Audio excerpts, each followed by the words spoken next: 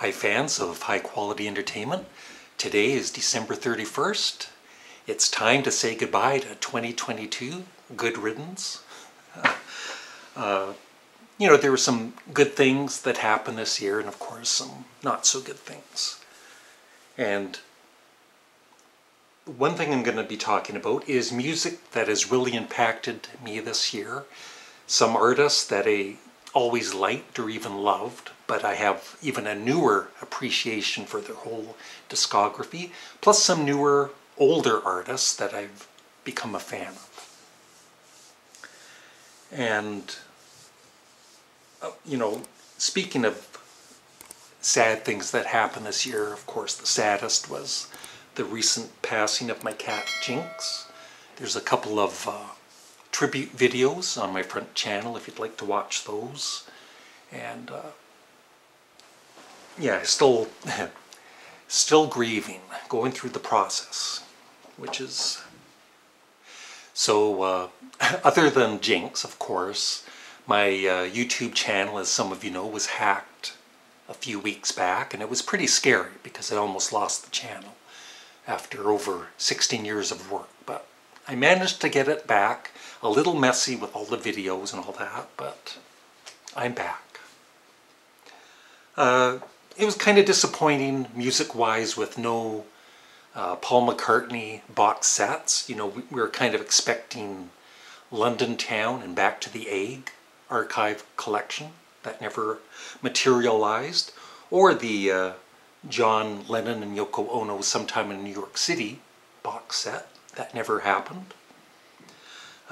Still dealing with my chronic pain, so that sucked for the year. And me having to deal with insurance companies through my work, which thankfully is kind of over with, and I'm off the long-term disability when I turn 65 at the end of February 2023.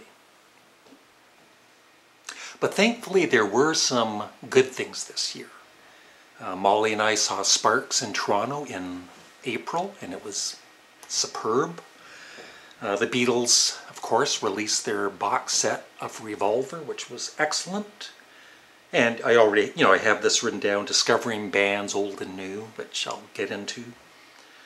My recent video with Molly, the Harry and Meghan parody, it did really well, with over 80,000 views so far. And I think it's one of my favorite videos that I've done with or without Molly. And if you haven't seen it, check it out. It's on my front channel. And we are doing sequels in January. I started up my Patreon again. I'm really enjoying that. I have 18 members. Boy, it would be nice if 2 more people joined today to make it 20 members for this year. And I started up my second channel, Larry Graves ASMR, and I upload a video there every day or two. And so if you haven't subscribed there, please subscribe. And of course I have this recent contest that nobody's done a video for yet, but I understand it might take some time because it's about listening to an album from the past that you didn't care for or were disappointed in, and re-listening to it and just giving an updated review. And then you have your name put into a bowl or a hat, and one of you is picked to win a $100 Amazon gift card, which will be drawn on my birthday, February 28th, 2023. And one thing I haven't mentioned yet that I would like to do in the new year, even with my chronic pain, is I would like to do maybe 30-minute interviews with people, just one-on-one with other YouTube channels, even Glenn Kellaway from the Basement and the Prague Corner and other channels. And I would love to get on some artists too, like possibly Sean Lennon, maybe, or Mark Farner of Grand Funk Railroad. I would love to have a half-hour talk with, pre-recorded. Now on to the main subject, if anybody's still watching. I've listened to a lot of music this year, and there's some bands that I've always loved, but I've gone deeper into their discography and was really impressed more with them. And that includes the Kinks, Arthur. I never heard this full album, and it is now my favorite Kinks album, and I bought more of their albums. I'd love to get their whole discography at some point. But yeah, the Kinks have really impressed me with their albums. Elvis Costello, I've mentioned a few times. I now have, I think, 21 of his albums. But his later catalog, albums like Burt Bacharach, Painted from Memory, they're so good. And his latest albums are just excellent, and so I have a new love for Elvis Costello. I neglected him for years and years. I loved his first few albums up to probably Spike, and then I gave up on him. But I'm catching up with his his discography now. I've always loved this band, but I have a new appreciation for them, and albums like Give 'Em Enough Rope, which I thought was kind of mediocre when I bought it years ago, and listening to it on Spotify a few months ago, it's like, oh my god, I love this now. So of course I ended up buying the Sound System box set, and I love all of their albums. Except for Cut the Crap, which I don't have, and I never will. I have a new appreciation thanks to the CD exchange I did with Glenn. And for those that enjoyed the CD exchange that I did with Glenn, I know some of you are missing that, I am now on Rich Strickler's channel. So make sure you subscribe to him. And we just did a video yesterday, and I posted it in my community. So please subscribe to Rich Strickler, because I'm doing the CD exchanges with him and Glenn Calloway and a couple of other guys, Brian and Randall. Okay, so my top 10 discoveries for this year, even if I've known the band or the solo artist in the past, it's like this year I've become a bigger fan of them. For instance, number 10, Colosseum. I had Valentine's Suite years and years and years ago, but actually it was released in the UK as, no, I'm sorry, The Grass is Greener is the album I had. And in the UK it was actually Valentine's Suite, which is, of these two, this is great, but this is amazing. And so I definitely want to get more Colosseum. If you like jazz rock, progressive jazz rock, check out this band and Valentine's Suite. Number 10. Number 9, I have 2 of their albums. I can't find the one. It's somewhere in there. The Pretty Things, and this is SF Sorrow, of course. And the other one I have is Parachute, but I want to get all of their albums. Such an underrated band that I never was aware of. I knew of them, but I never really listened to them until the past year or so. Same with Spirit. What a great original band they were. And so this is the box set.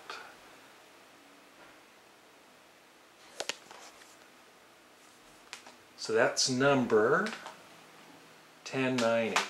That's number 8. Number 7. 1, 2, 3, 4, 5. I have 6 of their albums. I do want to get more. But there's only one that I play the most, and I consider it probably in my top 10 albums of all time. So the band is Marillion. I have all of the albums that they did with Fish.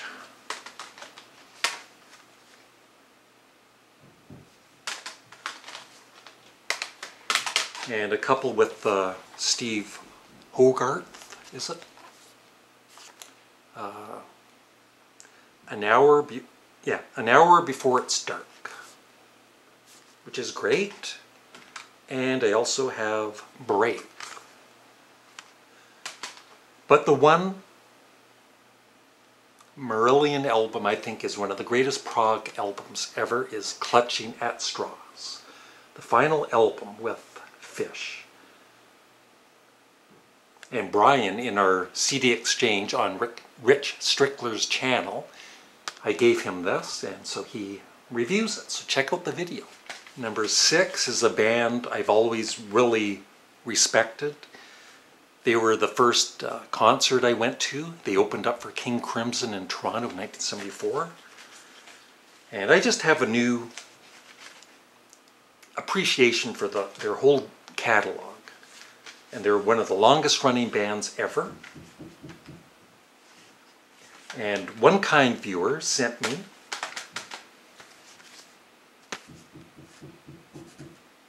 that. And that.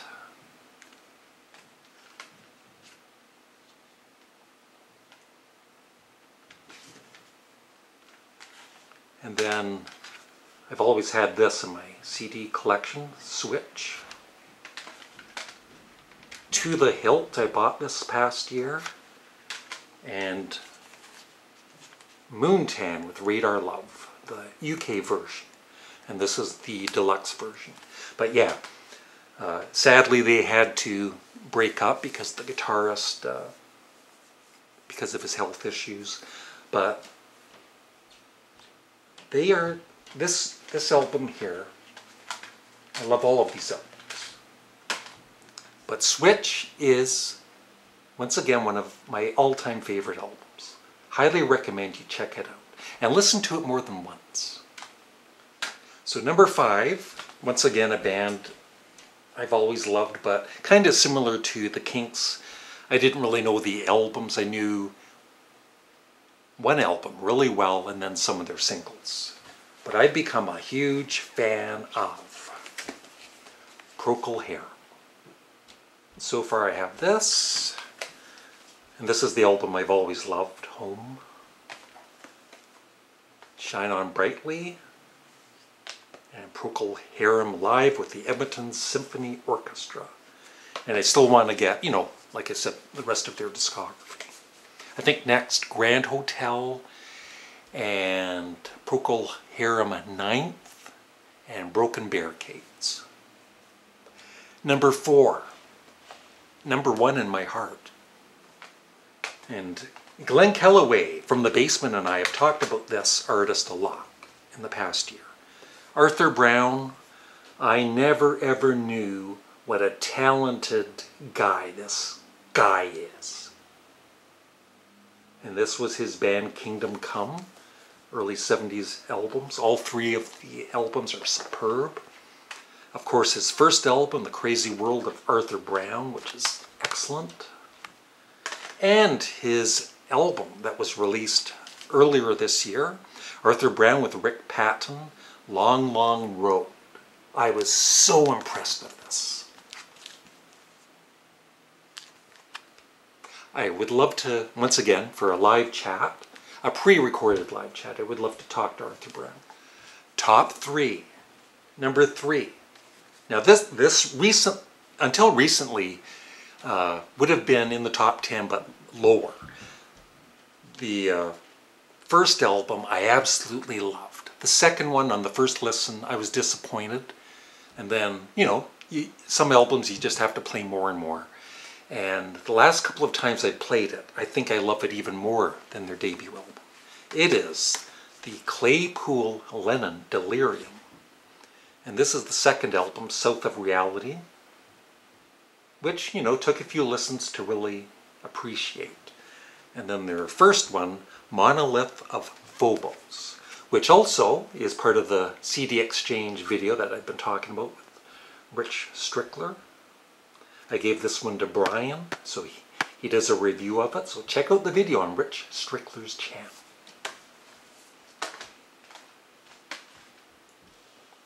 And I gave Glenn Kellaway from The Basement this album for the CD exchange on Rich Strickler's channel. Well, I was going to say something, but I won't. But let's just say Nectar is one of the most underrated prog bands, or maybe one of the most underrated rock bands ever. And I only have this one album, but I'm definitely going to be buying a lot of their discography in the coming few months. I've heard the other albums online on Spotify, and they're all a little different, but they're all so good. So check out Remember the Future by Nectar. Now, number one is only one album, and I do want to get more of this artist's discography. I do have two albums. The other one I got is good, but I don't think I'm going to play it that much. It's Dillard and Clark, of course, Gene Clark.